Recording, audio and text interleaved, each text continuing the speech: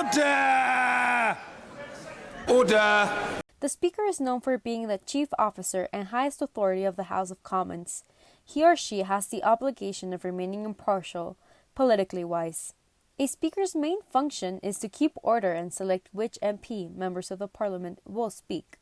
The Speaker is able to decide which amendments may be object of the session in the House of Commons, may give suspensions to the members of the Parliament in case of misconduct, end the debating session if the members are not in order, may ask members of the Parliament to withdraw unnecessary or offensive remarks, and ask members of the Parliament for silence so that diverse options are listened to.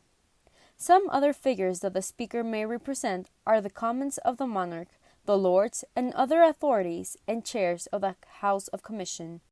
Now, how are speakers elected? In order to be elected as a speaker, the person must be one of the 600 members of the parliament. He or she is chosen in a secret vote.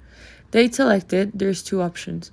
Elected after the previous speaker has resigned, or on the first day of a new parliament. Whomever is elected must resign from the political party that they were formerly in and stay away from political issues. Due to the fact that it's intended for them to remain impartial at all times, it is important to mention that they must maintain this distance from political issues even after retiring. The process to be elected as a new speaker by a secret ballot system. We will use this year's election as an example of how elections are made. Nominations of candidates must be submitted between 9:30 and 10:30 a.m., with the House meeting at 2:30 p.m. the same day. The House will proceed immediately to the election. The candidates will address the House in order to select by ballot, and then MPs will proceed to vote. The vote takes place by secret ballot, and successive ballots will be held until either candidate wins more than 50% of the vote or only one candidate remains. The successful candidate, who will then be the elected speaker, and as tradition follows being dragged to the speaker's chair by other former MPs, makes it official, will attend the Lords Commissioners in the House of Lords to receive royal approbation. Now, historical context. The origin of the speakership dates back to 1377, when Sir Thomas Hungerford was the first man elected to behold the title known as Speaker. This role has been around for more than 600 years. Around the 17th century, the Speaker was known for being an agent of the king, one of his many workers. This early figure of what nowadays is identified as a speaker had the task of transmitting and delivering to the king any type of news, updates, decisions, and so on. Admitted by the parliament. P.S. The speaker was usually blamed by the monarch for any upsetting news, despite the fact that he was basically only the messenger. This being so, they would even get executed. Between the years 1384 and 1535, there had been a total of 7 executions. As mentioned before, it is expected for the speaker to be impartial, but back in the mid-17th century, many were partisan. The speaker that changed this was William Lindsay in times of Charles I, elected November 1640, in times of civil wars.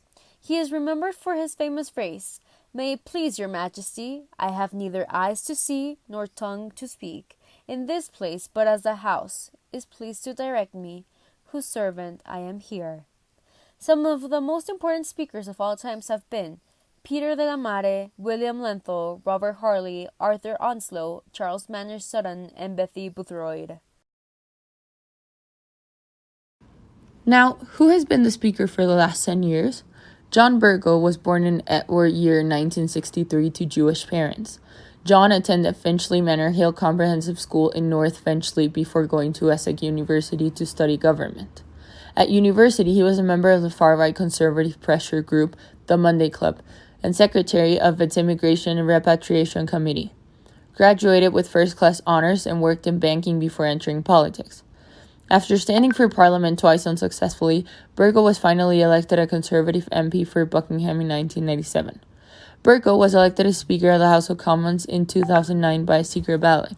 This was the first time this formality was implemented. Prior to the 2015 general election, in which Bercow was applauded by Labour MPs in the House of Commons, after he survived an attempt by his own party to oust him, which was a motion further to be a secret ballot to reselect the Speaker when Parliament returned. In 2017, the Sunday Telegraph reported that he had admitted to students that in the EU referendum he had voted to remain, being strongly opposed to the Brexit. which led to accusations about him being politically unprofessional and out of line. He was also accused of bullying people that worked for him, allegations obviously denied by him. Stepped down from the Speaker's chair on October 31st, 2019. Still, there are no news regarding what comes next in his political career, but rumors have spread about being upgraded to the House of Lords.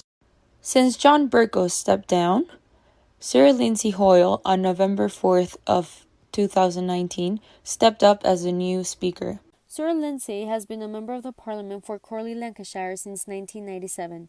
Prior to becoming an MP, he was a member of his local council, elected at the early age of 22. He was the youngest councillor to ever serve Chorley.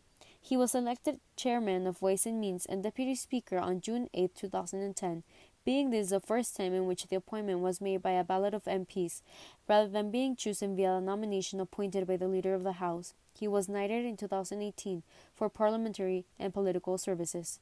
Now, concerning his role as Speaker, Sir Lindsay Hoyle was elected by a secret ballot, being this the second time this type of formality in the process was implemented.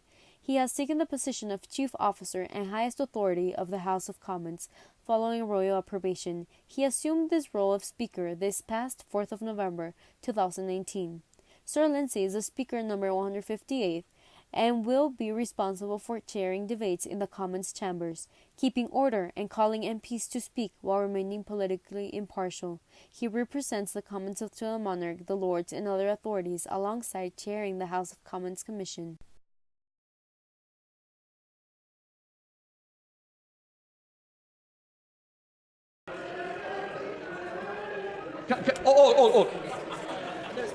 Order! Miss Gibson, it's very good to hold the quiet, but what I would say is, I personally don't mind singing, but I certainly can't allow it in the chamber. Because before we know it, we could hear other tunes, and I don't want to get into that. So, and some of them haven't quite got the voice on this side of the chamber as what they might have on there. So please, I don't want to sing off within the chamber. It's very good of you, much appreciated, but if you could just leave it for a little while. It's been very tense week already. I just don't need any extra. Thank you.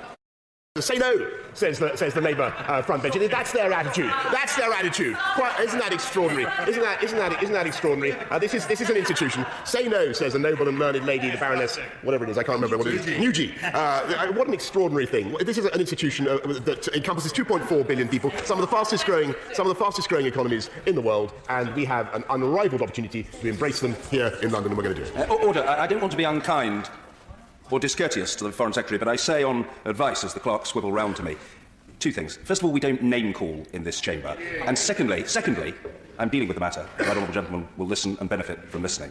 Secondly, we do not address people by the titles of their spouses.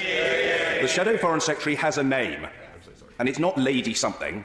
We know what her name is, and it is inappropriate and frankly sexist to speak in those terms. And I'm not having it in this chamber.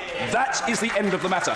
No matter how senior a member, that parlance is not legitimate, it will not be allowed, and it will be called out, and I require no chuntering from a secretary position from any occupant of the Treasury bench. I've said what the position is, and believe me, that is the end of the matter.